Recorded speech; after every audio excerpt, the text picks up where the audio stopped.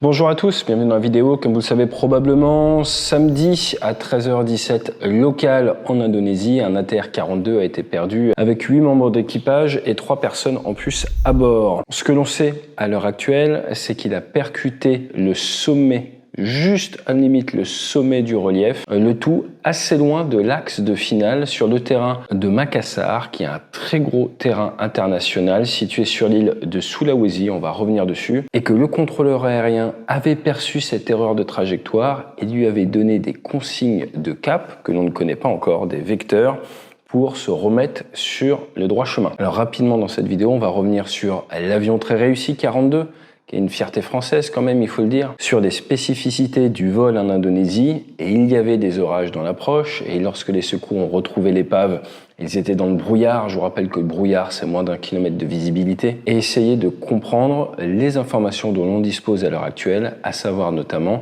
ces points de report à ces positions-là, et voir comment il est passé au travers de l'axe de finale, n'a pas fait son virage à droite au moment où il fallait. Et à l'heure actuelle, cela ouvre pas mal de questions, notamment autour des consignes du contrôle aérien et un gros rappel pour tout le monde sur la MSA, la Minimum Safe Altitude, l'altitude à laquelle, si vous ne comprenez pas ce qui se passe, vous devez monter pour éviter le relief. Alors vous l'avez peut-être remarqué, on est en déplacement, là on prépare le stage de Fuerteventura qui est fin janvier.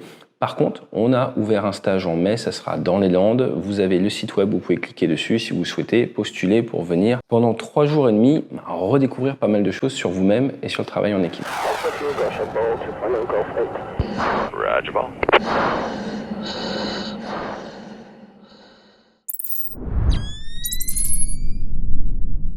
Et le travail en équipe, c'est ce qui a permis à l'ATR-42 de voir le jour. On est sur une machine, la première version qui a fait son premier vol en 1984. Là, pour être précis, c'est un 42-500. Donc on a eu les séries 300.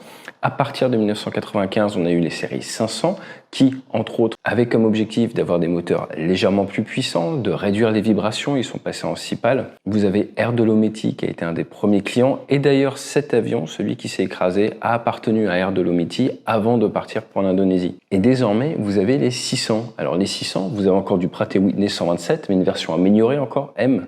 Et surtout, vous avez dans le cockpit, regardez la différence, des écrans LCD. Donc l'avion en question qui s'est écrasé, le 500, vous êtes sur un cockpit, j'ai envie de vous dire, à l'ancienne, comme on avait sur Super Étendard.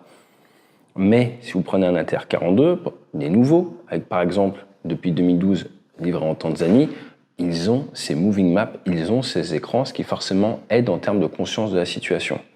On est sur une machine qui fait 11 tonnes 2 à vide. En gros, le poids d'un super étendard, 18 tonnes 6 à la masse maximale. Pour rappel, un Rafale, c'est 24 tonnes 5, donc on est sur des machines quand même assez légères. Les moteurs, fonction des versions, on est entre 1800 et presque 2200 chevaux. C'est un avion qui fonctionne bien. Et si on regarde les tirés 500, eh bien, il n'y a que 2 grands accidents qui ont eu lieu. Le premier, c'était en 2016 avec Pakistan International Airlines, le vol 661, où en fait, c'était un souci de maintenance, problème au niveau d'un moteur qui avait amené en vol un moteur à tomber en panne, l'hélice à ne pas passer en drapeau, ils avaient perdu le contrôle et s'étaient écrasés. Et en 2022, c'est Precision Air 494, en approche au-dessus du lac Victoria à Bukoda, eh bien, l'équipage, malgré les alarmes, a décidé dans la mauvaise météo de poursuivre sous les minima. Ils n'ont pas réussi à se poser sur la piste.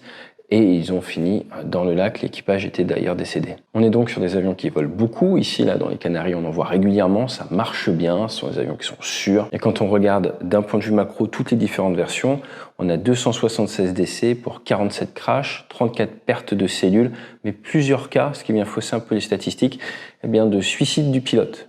Soit en volant un avion et en s'écrasant tout seul, c'est arrivé en Afrique, soit avec du monde à bord, c'est arrivé également. Alors maintenant, si on retourne un petit peu en Indonésie, je vous rappelle qu'ils sont clients export du Rafale. Vous avez Makassar, donc c'est 1,5 million d'habitants, mais la région, c'est environ 3 millions de personnes. Vous êtes sur la 4e île du pays, Sulawesi, mais il n'y a que 7% de la population de ce pays qui est très peuplé, l'Indonésie, qui habite sur cette île, qui a des sommets qui culminent quand même à 3478 mètres, donc ça monte.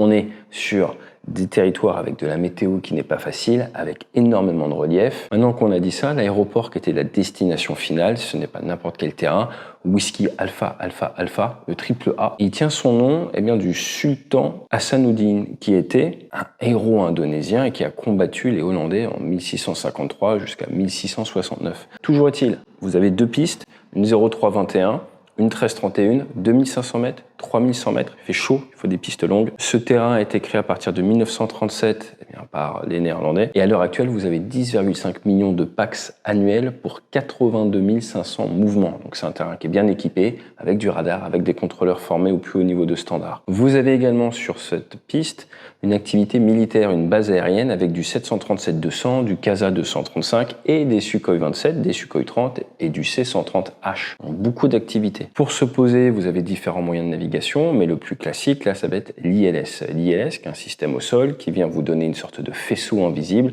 Votre instrument dans le cockpit va vous dire où vous vous trouvez par rapport à l'axe, est-ce que vous êtes à gauche, est-ce que vous êtes à droite, et par rapport à la pente, au glide, est-ce que je suis au-dessus ou en dessous. Et dans les réglementations aériennes, si vous êtes trop décalé par rapport à la trajectoire idéale, vous n'êtes plus dans l'enveloppe de protection pour laquelle l'approche a été réfléchie, et à partir de là, vous devez remettre les gaz. Remettre les gaz, dans ce cas-là, en passant au-dessus du terrain et en refaisant une procédure, principalement en partant par la droite, au-dessus de la mer. Parce que là, c'est assez simple. Quand on arrive sur la piste 21, vers le sud, soit à gauche, vous avez le relief, soit à droite, vous avez la mer. D'un point de vue tactique, dans l'aviation, on parle de green sector, l'endroit vers lequel, si tu as un doute, tu vas pour la survie. Dans l'aérien IFR, pour vous aider à vous y retrouver, surtout avec des terrains comme ça, on le voit là sur la fiche d'approche, vous avez des MSA, des Minimum Safe Altitude, des hauteurs minimales à laquelle vous devez être pour être en sécurité.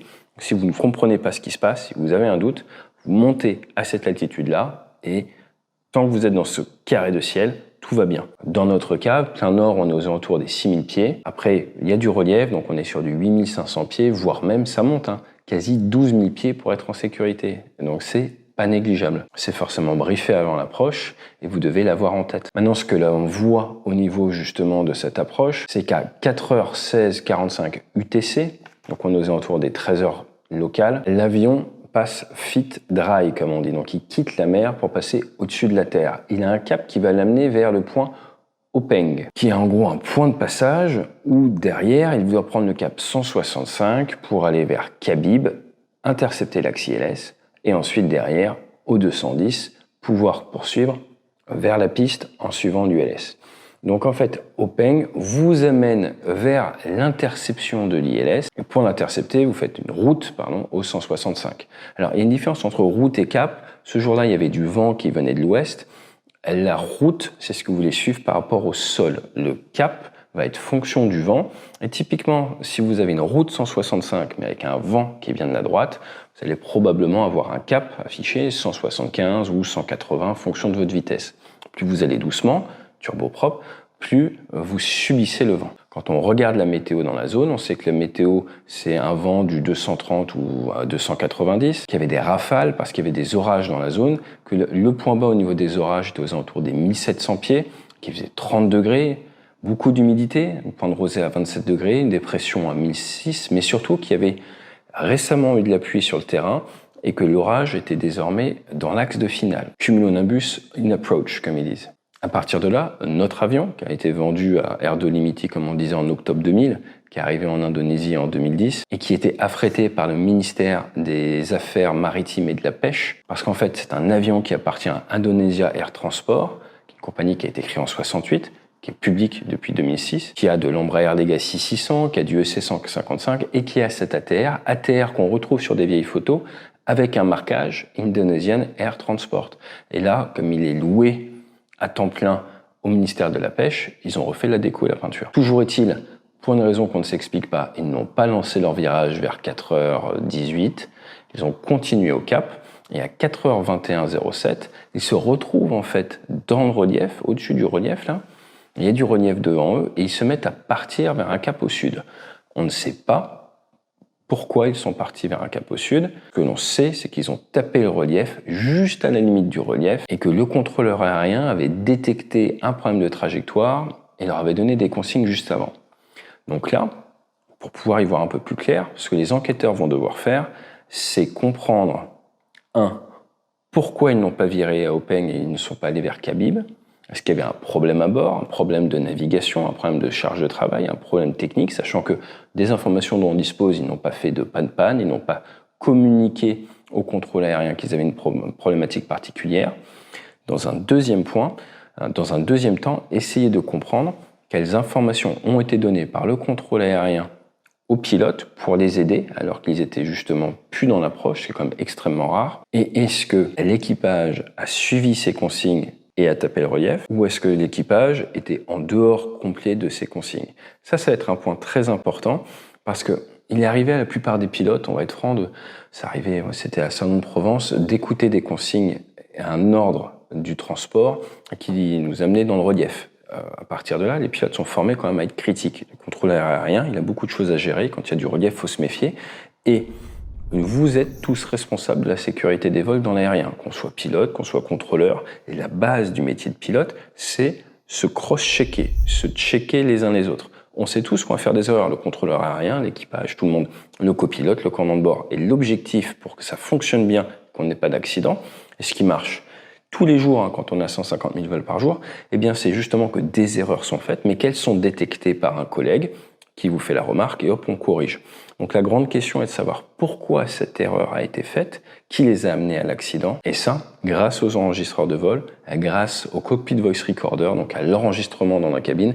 D'ici un mois, avec le rapport préliminaire, les enquêteurs devraient pouvoir commencer à nous donner des bonnes pistes de compréhension, et d'environ 2 ans ou 3 ans, ils auront fait le tour de la partie technique, de la partie facteur humain, de la partie communication, et on pourra savoir exactement pourquoi ce drame a eu lieu et capitaliser sur ce retour d'expérience pour essayer de faire en sorte que ça n'arrive plus jamais.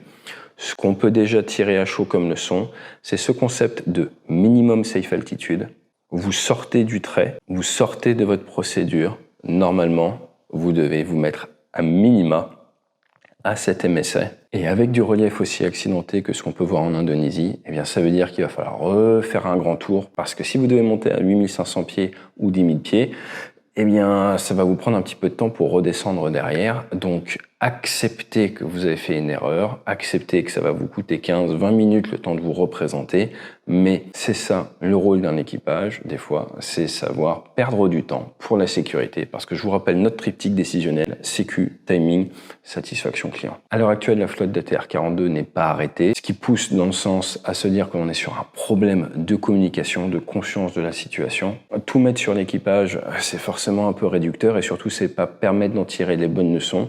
Il y aura des choses à voir d'un point de vue culture aéronautique pour la compagnie, d'un point de vue formation et d'un point de vue compréhension de ce qui fait des bons professionnels aux commandes. Et il y aura des notes à prendre pour tous les aviateurs, quelle que soit la machine, quelles que soient les conditions dans lesquelles on évolue. Je vous dis à très vite, peut-être pour le rapport préliminaire. Sinon, vendredi, je vous donne rendez-vous sur la chaîne. On va faire une vidéo sur un A400M français qui, juste à côté de chez moi, là, au large de la dune du Pilat, a perdu un tuyau de ravitaillement pendant qu'il ravitaillait un Caracal derrière. Vous allez voir, c'est pas banal comme histoire. Je vous dis à très vite, et d'ici là, fly safe. Et pourquoi pas, faites un petit tour sur notre site web pour voir comment on pourrait travailler ensemble. Pourquoi pas dans les Landes mi-mai ou dans votre entreprise. Bon courage d'ici là, et fly safe.